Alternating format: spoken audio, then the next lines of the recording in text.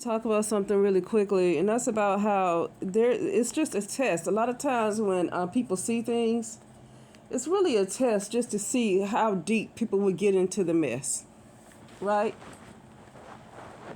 I wanted to talk about how people like to talk about there's so much going on in the world. They want to complain about the Bill Gates and of the world and all these other so-called leaders or whatever. Well, actually, people like Bill Gates, the ones you can actually see, are not the real bosses. The real bosses are the ones that's unseen, right? The ones we don't know who they are. And you know what? They might not be the same complexion as Bill Gates. Okay? So, but I'm saying, um, so, when people complain about the stuff that's happening in the world, the stuff with, the what they want to call the pandemic, everything is a plan. Everything is a plan. The weather is a plan. Everything's a plan. Okay. But everything is a program. Let me say it like that. Everything's a program. Real programs. Because we're in a virtual world. And people like to complain about what's going on with the world. People like to complain about the presidents. People like to complain about Biden. People like to complain about the Democrats. People like to complain about Trump, the Republicans, and all his other crimes he committed. People like to complain about all this stuff like they are so righteous. But the reason why people, to me, the perception that I'm seeing right now, which if I'm seeing this particular perception, means I need to get to a certain place in myself. Because this type of stuff, even though I'm not involved in it, but it's still in my reality, so I am involved, even though I'm not involved. If I'm making myself clear, right? I don't watch this stuff. I don't watch what's going on with Trump. I don't care about that stuff. But guess what? Why is it still in my reality? Because I'm under a consciousness. And it's things, I'm just going to say it like that. I mean, I don't want to actually claim that, but say you're in the consciousness, even though you don't subscribe to the crap. You're surrounded by, surrounded. You're surrounded by a consciousness where people subscribe to the bullshit. You're surrounded by a consciousness where people subscribe to the bullshit.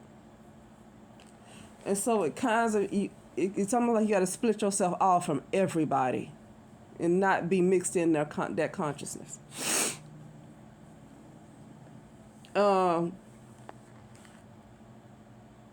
Because you're going to end up having to move somewhere where people don't buy into that mess. But do you have money to keep moving around like that?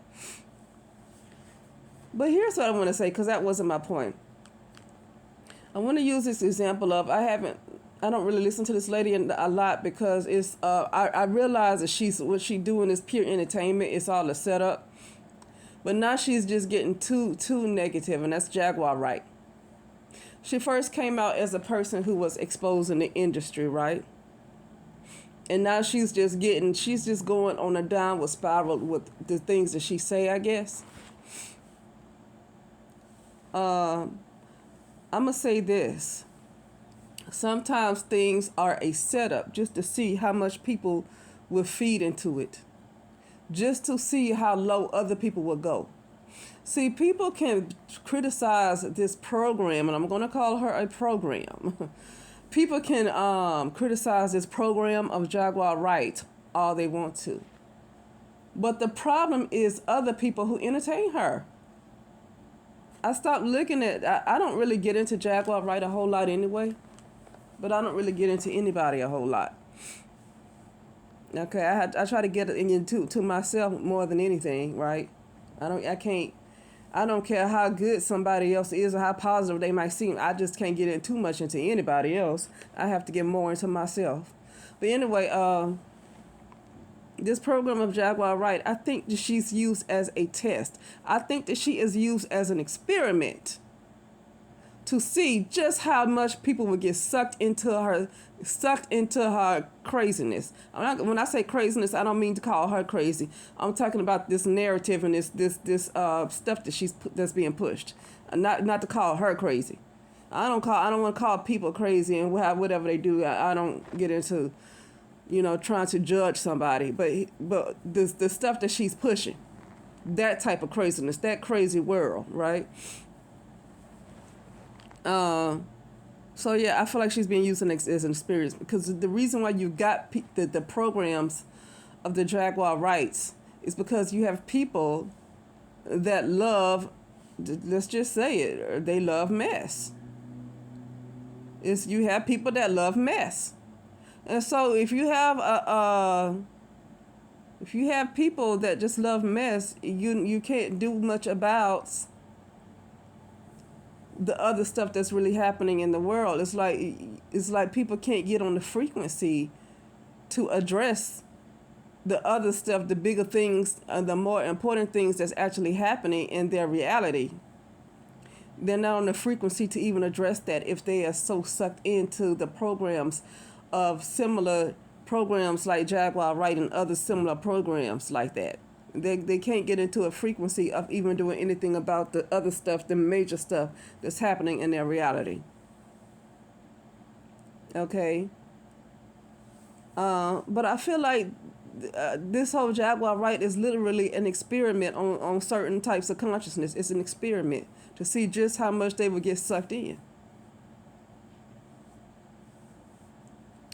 Oh, yeah, and this is what I was going to say before Now, when Jaguar Wright first came out exposing the industry, I wouldn't put it past the fact that somebody could have done some work on her. And people can say, well, she just always been crazy. She always been like that. I don't like how people crazy, but that's what other people might say about her. She always been like that. She always been like talking, run off at her mouth. She always been a hothead. I get that. And so that's why sometimes when people like that, it's easier for stuff to work on them. Sometimes it's a lot easier because you see their weaknesses. You see where they're vulnerable. Sometimes it's easier to get the work on them. And let me tell you about, talking about people can't do nothing to you that you don't want. If a person is not self-aware and not doing shadow work and not doing self-work for themselves and constantly focused on whatever else they want to push out there to get some kind of notoriety or money, they absolutely are vulnerable to people attacking them. They absolutely are vulnerable to people attacking them. And I don't think Jaguar Wright was very self-aware. And then she put her mouth on people like Erykah Badu. She put her mouth on people like that. Now, Erykah Badu ain't the only person to do some stuff. But I think just about everybody know that Erykah Badu does some stuff. And she not only does some stuff, I think that she ain't no really average woman. Okay, she's very seasoned. So I caution messing with people like that's seasoned, because she ain't new to nothing. And she put her mouth on that lady. I don't care what Erykah Badu might have done. You better know what you're getting into when you put somebody else's name like that. And Jaguar Wright is a celebrity. Was a celebrity. That means that people trusted Jaguar Wright's word because she was in the industry. So let's say a regular person who don't know nothing. I'm not going to say they don't know nothing, but they are not known in the industry. And so when you have sometimes regular people that might want to say something, that might not have a platform to really that really influence anybody, and then they can kind of get away with it because they're not really influencing anybody anyway. Jaguar Wright got the attention of millions of people. And you put people's names in your mouth. Okay? So I wouldn't put it past that people, see, maybe they not trying to kill her. Maybe they trying to get her to go so crazy that she going to end up doing something to herself. People not going to always try to kill you. They're not going to always try to physically get rid of you. Especially if you got somebody like an Erykah Badu or somebody else that's seasoned like that that's doing stuff. Maybe the first thought is not, oh, let's kill her. When you get people seasoned, maybe that's not their first thought to do something like that. You got people that's been in that game too long until like, oh, they're going to let her kill herself. And she's killing herself. I said I saw a vision of Jaguar Wright. And I saw the Jaguar Wright from like a year ago. Like, she was thinner. She had that clean haircut. that Jaguar right that we first saw. I saw a vision of her. And I said I saw her laid out like she was on the couch, and she was laid out like she was unconscious. And she was like like she was once like she looked like she was first sitting on the couch, and then she laid to the side like somebody gave her something, and she was laid out. That's how she looked. And then I saw her with blindfolds on, like something was tied around her eyes where she couldn't see, like some kind of rag was tied around her face, her eyes where she wasn't supposed to see. It looked like she was going for a ride somewhere. That's what I saw. Okay, so you never know what happened to that lady, what could have and what's caused her to be what she looking like right now. Okay. But anyway, so I want to put it past to somebody that done did some stuff to her. Okay.